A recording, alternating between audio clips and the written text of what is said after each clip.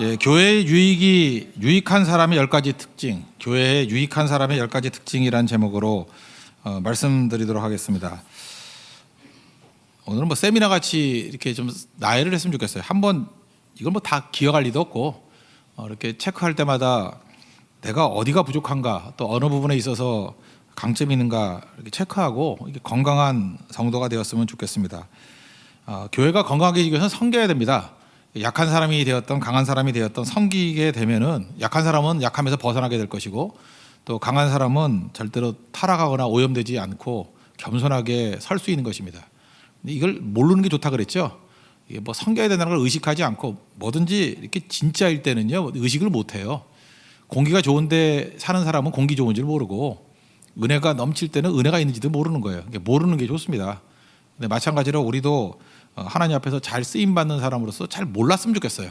그래서 이걸 처음에는 의식을 하지만 의식하지 않는 모습으로 갔으면 좋겠습니다. 제가 일본에 갔더니 일본에 그런 게 있더라고요. 나이가 드셔가지고 연락 없이 고독사라 그러죠. 돌아가신 지 6개월 정도 지나고 난 다음에 발견된 노인들도 있고 그러더래요. 그래서 어떤 그 커뮤니티에서 그런 걸 하더라고요. 노인 모닝콜, 아침마다 전화를 걸어서 안부 묻고, 그러니까 주로 하는 일이 똑같은 안부 물으면 좀 지겹잖아요. 그러니까 노인들이 또 이렇게 뉴스 잘 못 보니까 헤드라인 뉴스 한 3개 정도, 오늘의 헤드라인 뉴스는 1번 뭐고 2번 뭐고 3번 뭐고, 쉽잖아요 그거.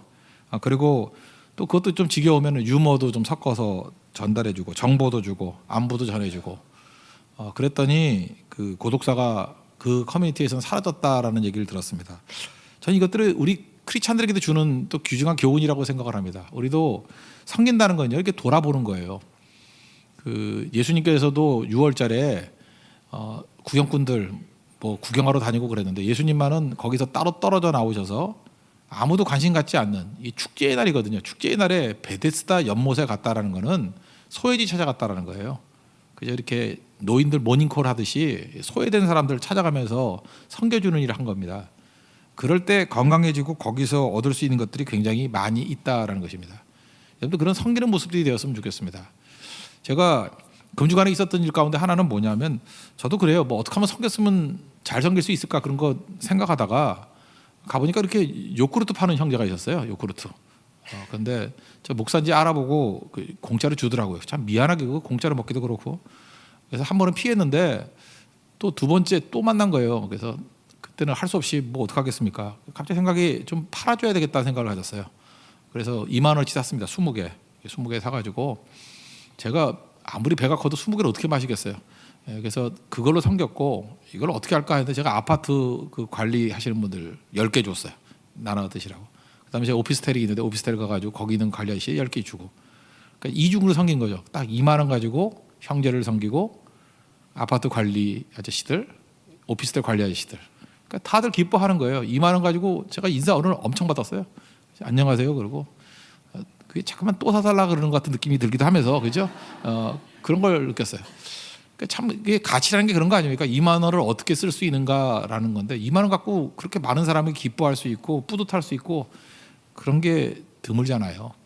그러니까 하나님께서 우리에게 주셨던 것들 가지고 할 수 있거든요. 그게 뭐 큰 거 아니래도.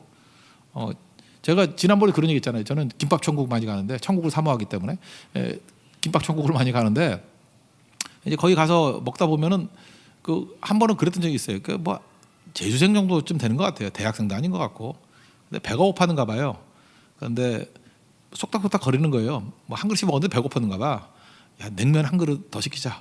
그랬더니 한 그릇 갖고 되냐? 둘이 먹자. 뭐 잠깐만 이러더라고요. 그러니까 돈이 없는가 봐요. 근데 막 배는 고프고. 그래서 제가 양쪽 냉면 2개 시켜주고 뭐 하나 더 시켜주고 왔어요. 그리고 돈 주고 왔거든요.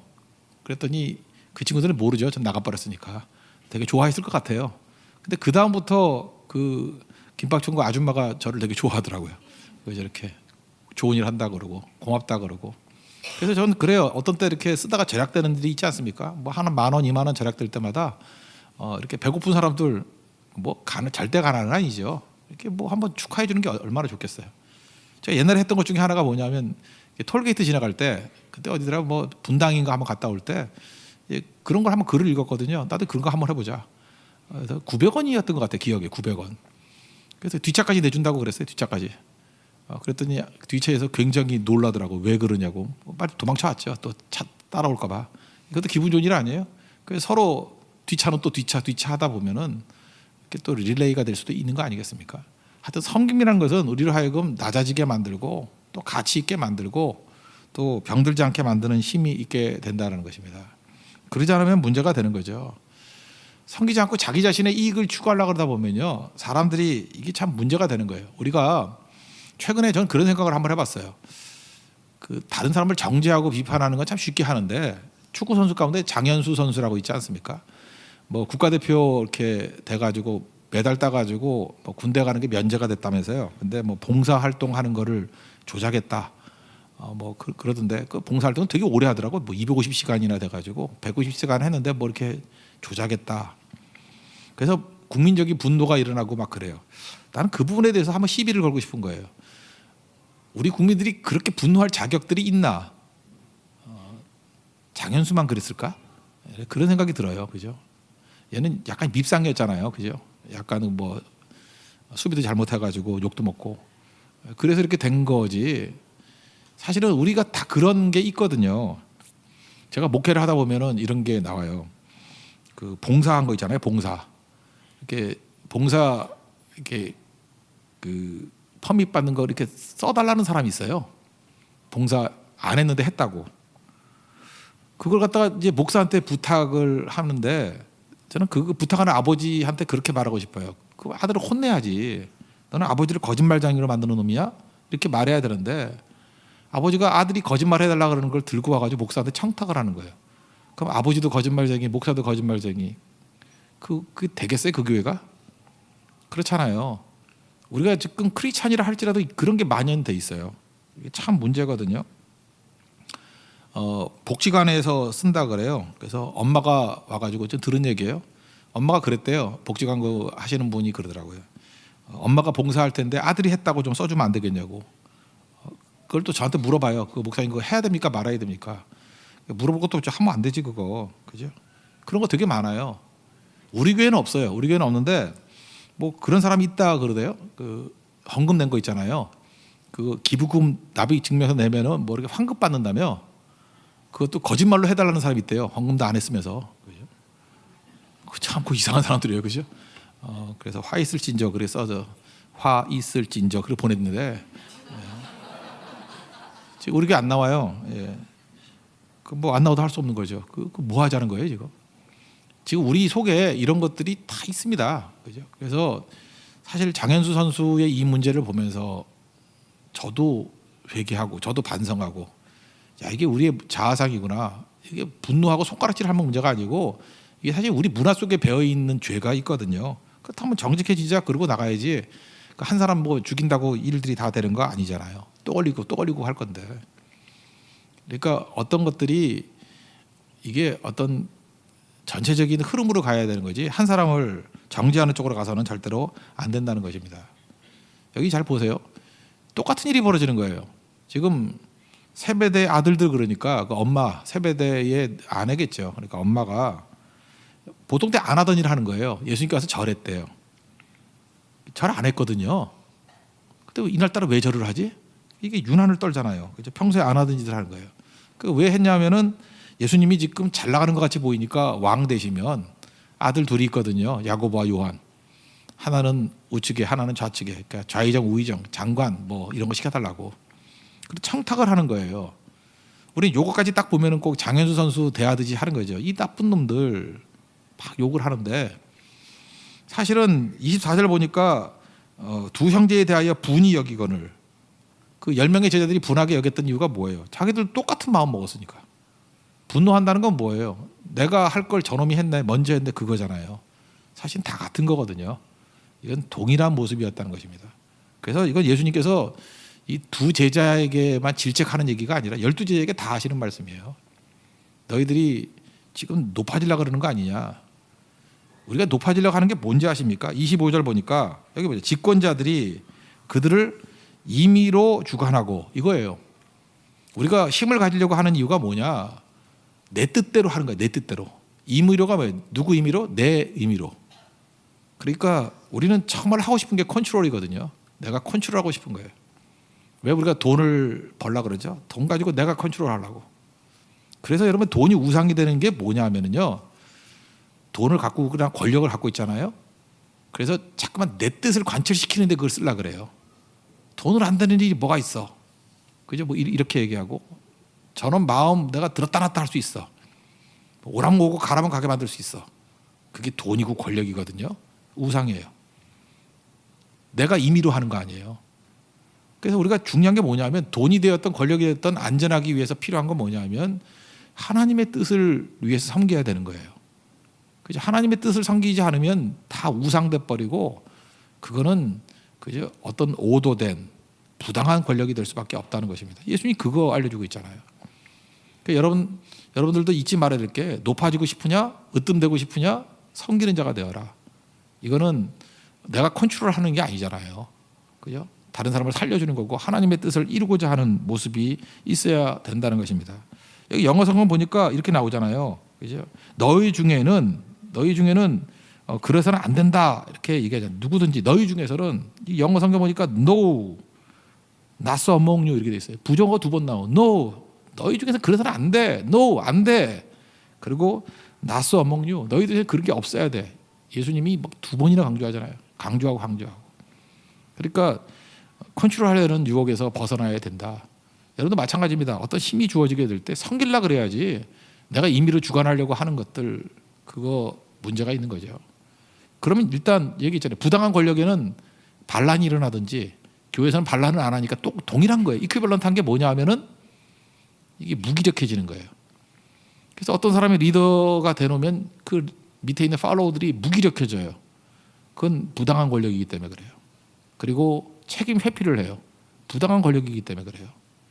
정당한 권력이 된다 그러면요, 사람들이 힘을 얻고 싱싱해지고 자발성이 생기고 헌신할 마음이 생기고 인재들이 모여들어요. 인재들이 모여든다고. 그게 되게 중요한 거죠. 하나님 앞에 여러분들 그런 인생이 되시길 바랍니다. 그게 잘 쓰임받는 인생이라는 거예요. 그러면 우리가 하나님 앞에서 이렇게 잘 섬기기 위해서는 어떤 모습이 돼야 될 것인가? 잘 섬기는 게 교회에 유익이 되는 거거든요. 그래서 그냥 세미나 같이 한 10가지를 쭉 한번 나열해 봤어요. 이 중에 한번 체크를 한번 해봤으면 좋겠습니다. 첫 번째는 무슨 일을 하든지 하나님 바라보고 조용히 하는 사람이에요. 하나님 바라보고, 그러니까 코람데오죠. 하나님 면전에서 하나님이 보신다. 골로새서 3장 23절 보니까 무슨 일을 하든지 마음을 다하여 죽게 하듯 하고 사람에게 하듯 하지 말라. 죽게 하듯 하라. 주님 바라보는 거의 강점이 뭐냐면 사람 눈치 안 보는 거죠. 사람 눈치 보면은 이게 현기증이 나죠. 그런 거 아세요? 그 운전할 때 운전하는 사람은 멀미 안 하는데 옆에 앉으면 멀미하잖아요.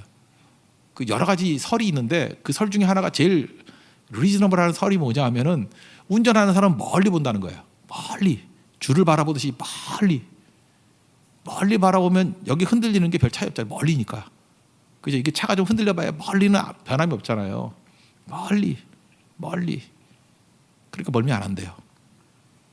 근데 옆에서 죽치고 자는 사람은 뭘 보겠어요?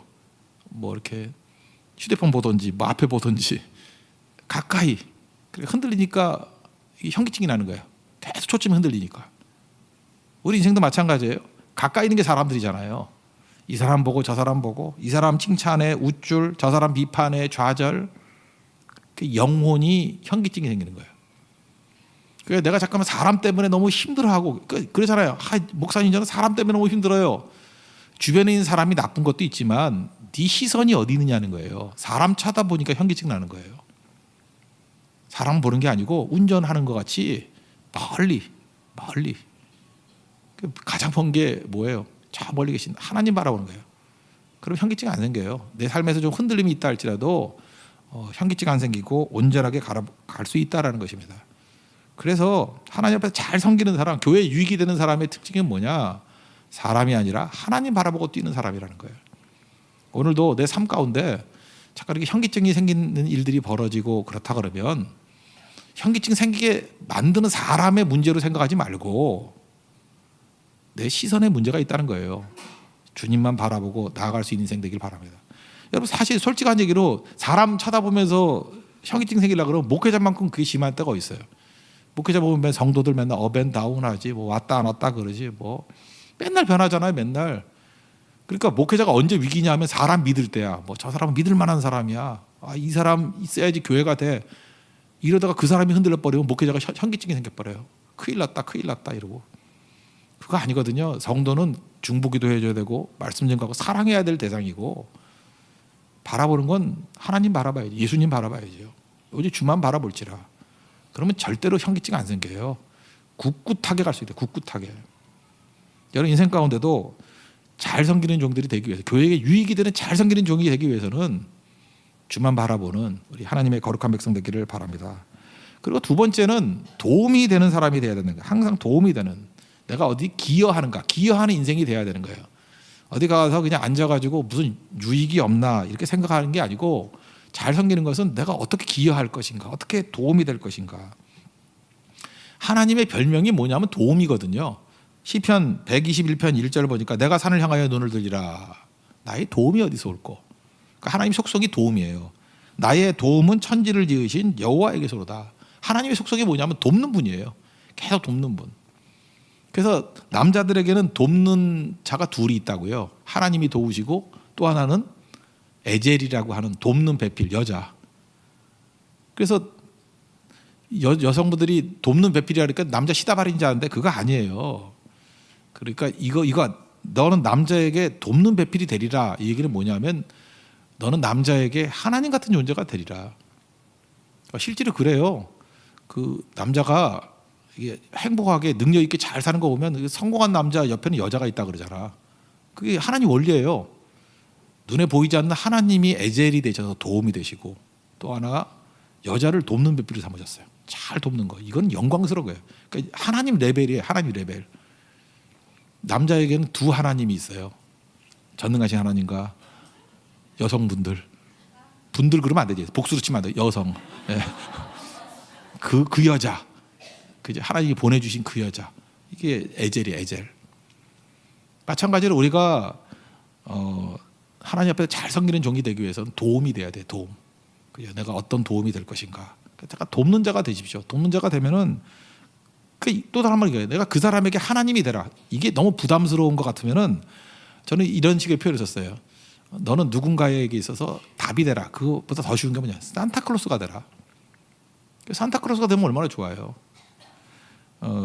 제가 한번 어떤 선교사님한테 그런 적이 있어요. 선교사님이 오셨는데 좀 보통 생각하는 것보다 좀 많이 해드렸어요. 근데 갑자기 더 해주고 싶은 마음이 있더라고. 그래서 더 해줬어요. 이제 엄청 해줬어요. 보통 그분이 아마 기대하는 거에 한 10배는 해준 것 같아. 제가 왜 그랬냐 하면 그런 거예요. 우리도 어느 순간인가 내 인생을 살 때도 나의 인생에 하나님께서 산타클로스 같이 오신 때가 있잖아요. 내가 기대했던 것보다 그냥 10배 이상으로 막 부어줄 때 그걸로 얼마나 희망이 되고 힘이 되겠어요. 내가 누구나 다 해줄 수 있는 건 아니지만, 그분 뭐 다시 볼 수 있는 분도 아니었지만, 그래서 그 순간은 그분에게 산타클로스가 돼줬어요.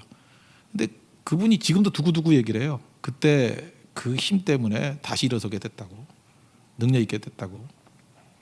그게 옛날에 아프리카에 있던 어떤 선교사님이셨는데 헌금을 해줬어요. 그때 헌금을 해줬는데 1,700만 원. 그러니까 한 번 강사비로 1,700만 원을 준 적이 있어요. 남편이 암에 걸리시고 이렇게 힘든 상황이었거든요. 그러니까 그걸로 뭐 병원 치료비 되고 뭐 그 이후에 자녀들 학비도 되고 뭐 한동안 됐을 거 아니에요. 그분 뭐 지금도 두고두고 그 말 했다는 얘기를 들었거든요. 몇 년 동안. 그러니까 n분의 1로 꼭 나눠야만 되는 게 아니라 어느 순간인가 하나님께서 그렇게 만나게 해줄 때가 있잖아요. 그게 도움이 되는 거예요. 도움. 그래서 여러분 도움이라는 거 참 좋은 것 같아요. 도움 그렇게 생각나네요. 어떤 그 청년이 둘이 교제를 하고 있었는데 남자친구가 노래방에 간다 그러더래요. 노래방에 가가지고 노래 부르고 있는데 그 앞에 엿들고 있더니 그 남자끼리 모여서 야 도움이 불러 그러더래요. 도움이. 그 여자가 뿔 따고 하나 가지고 들어가서 이게 어디 여자 부르냐. 도움이가 여자라며 뭐 알고 봤더니 친구 이름이 도움이래. 김도움, 이도움. 우리 뭐 그때 뭐 강사분 어떤 분 보니까 나도움 목사님이라고 있대. 나도움, 도움. 근데 참 이름 도움이 좋은 것 같아요. 여러분들 자녀 나오면은 한 번쯤은 도움이라고 지으세요. 도움이. 도움. 그죠? 이게 에젤이에요, 에젤. 아들 이름 치고는 너무 좋은 것 같아. 그죠? 김도움, 전도움, 뭐 되게 좋을 것 같아요. 그렇지만 노래방 가서 부르지 마세요. 도움이 오라 그래. 그러면 힘들어지는 건데. 예. 하여튼 우리가 하나님 앞에서 이게 도움이 돼야 돼. 도움. 그죠? 뭐 도움 이게 태명 정도라도 지으면 좋겠어요.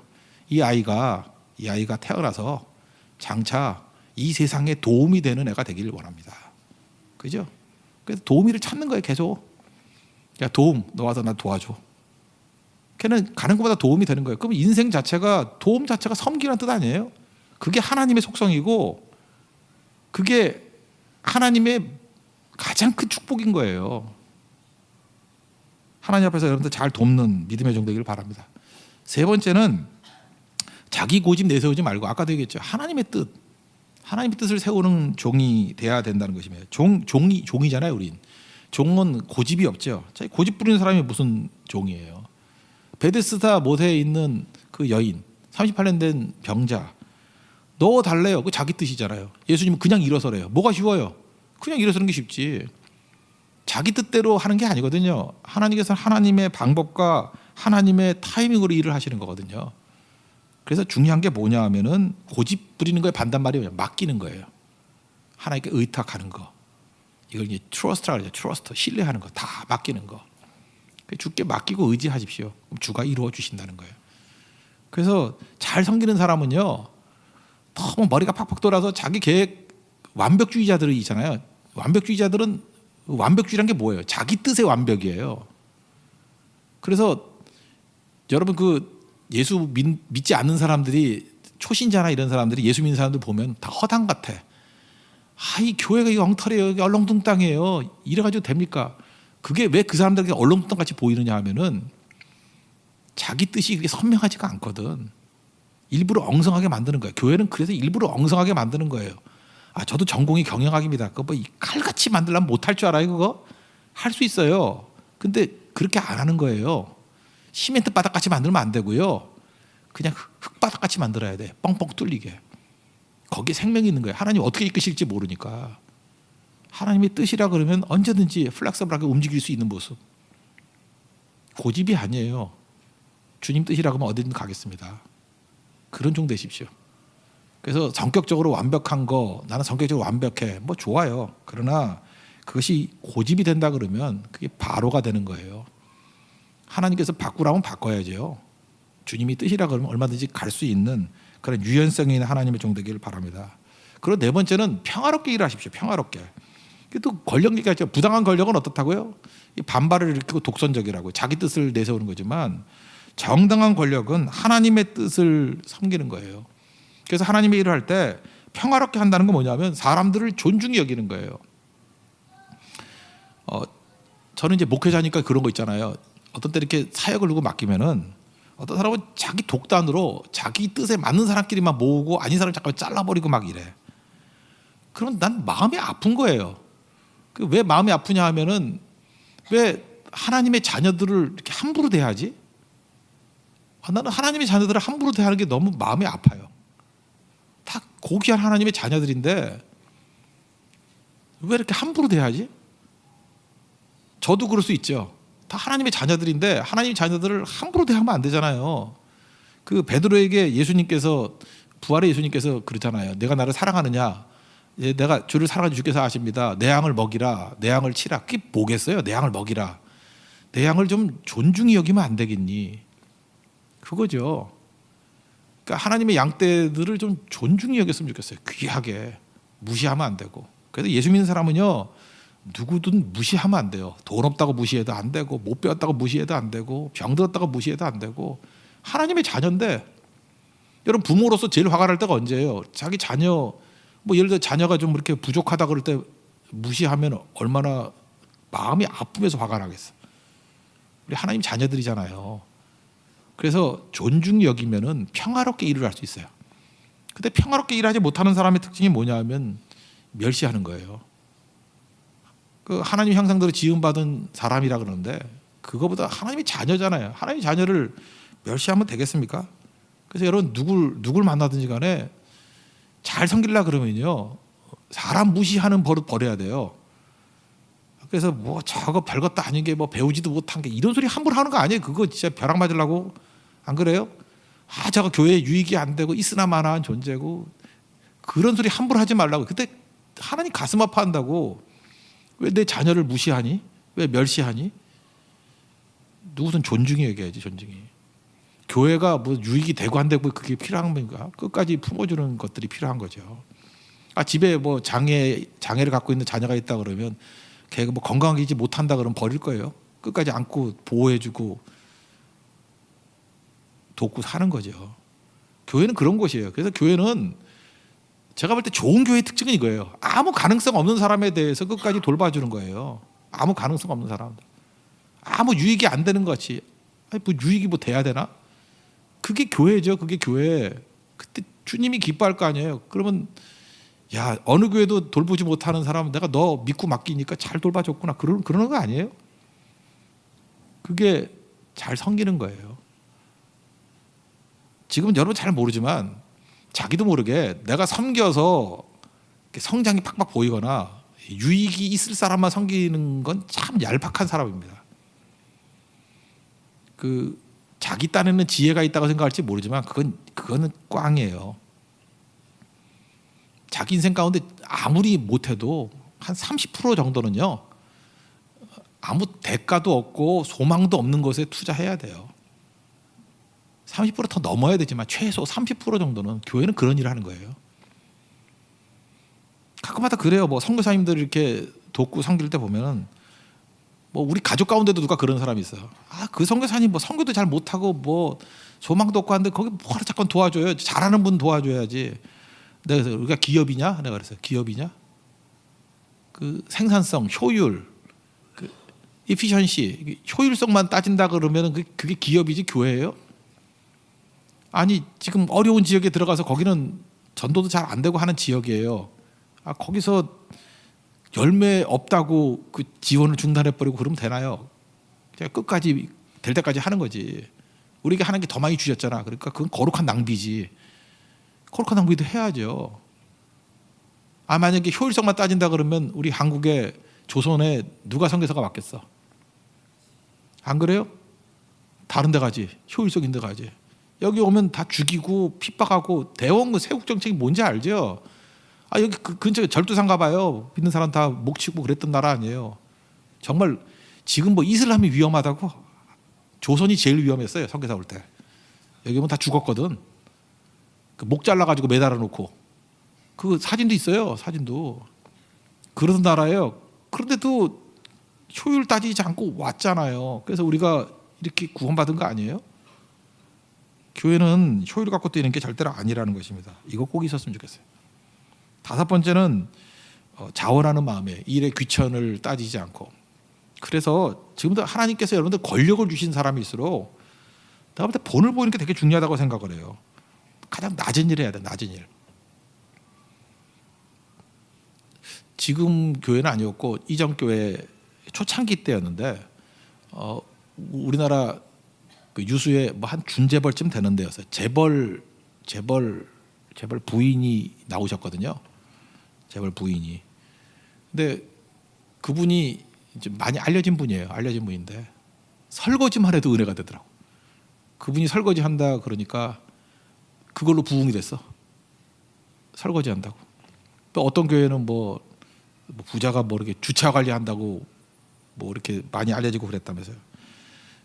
쇼하면 안 되겠지만 중요한 게 이거예요. 하나님께서 여러분들 높은지 권력을 주셨다는 건 뭐냐면 그냥 낮아져서 아무것도 아닐 낮아져서 아무것도 아닐 그거 해도 그게 열매를 거두게 되잖아요. 그거 얼마나 귀중한 거예요. 그죠? 그걸 왜 못해? 그러니까 작은 일 하는 거죠. 작은 일, 험한 일. 여러분 일에 귀천 가리지 말고 나를 뭘로 알고 이런 거를 시켜 이러지 알았으면 좋겠어요.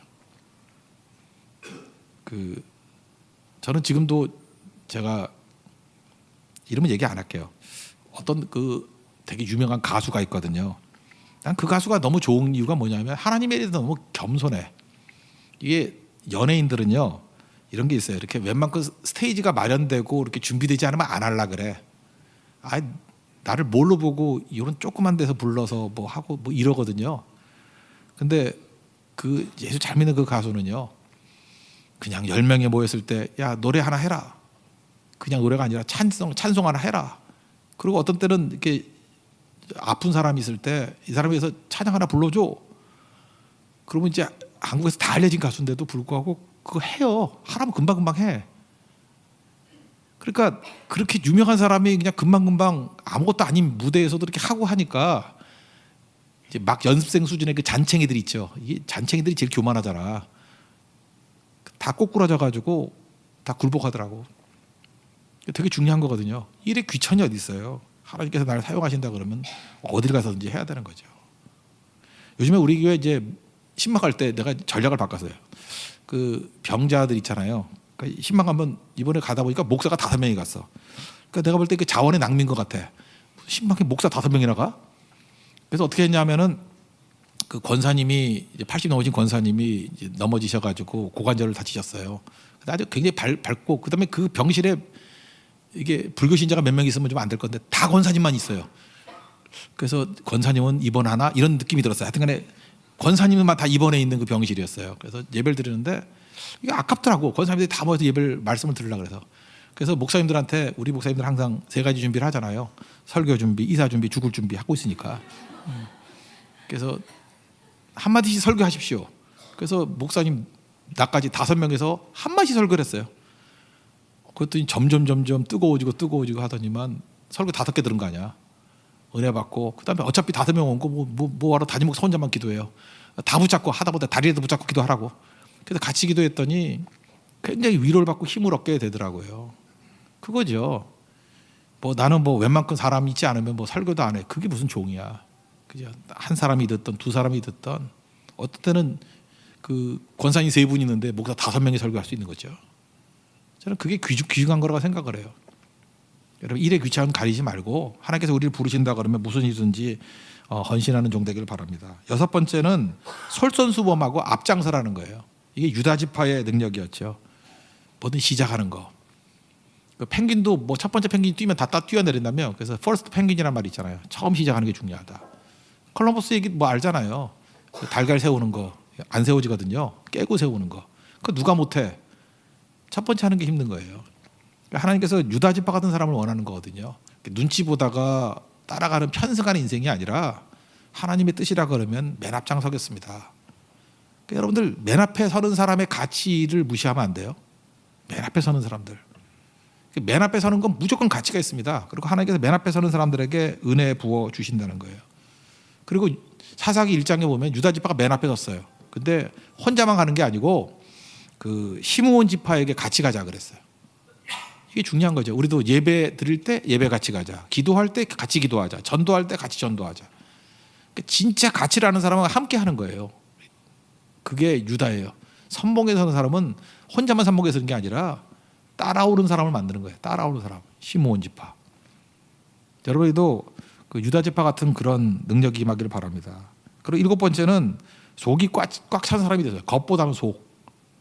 이 겉 꾸미는데 너무 신경 쓰지 말고요. 우리가 뭐 남자나 여자나 얼마나 뭐 옷도 잘 입으려고 그러고 뭐 난 지금도 이해가 안 가는 게 뭐냐. 미장원 가가지고 3시간씩 걸리더라고요. 4시간 뭐.